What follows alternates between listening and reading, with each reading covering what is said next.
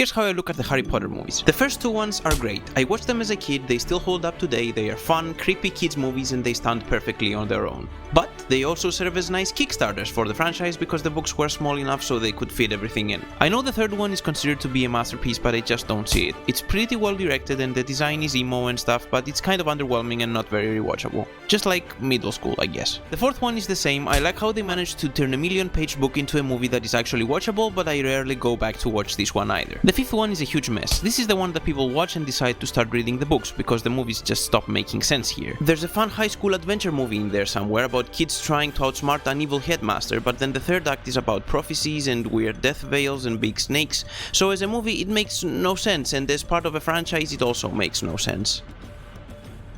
Number 6 is much better, because here you get some of the convoluted lore, but it's mostly in the background. This one is just a moody high school romance about Harry's relationships with Ginny, Snape and Dumbledore and the emotional journey he goes through. It works really well, you can watch it on its own, and this was the one I watched in high school and it got me to go back and watch the ones I'd missed. And I think it's still my favorite one.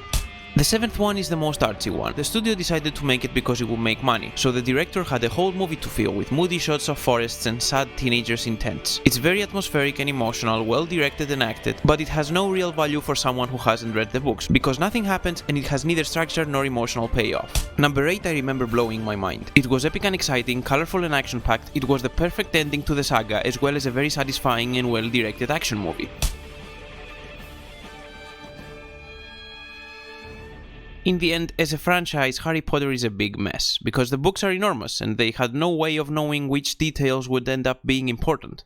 If you watch these movies without reading the books, you will understand nothing, plot-wise, lore-wise, theme-wise, or character-wise. But I did grow up with them, so the Harry Potter franchise gets a I cry every time out of 10.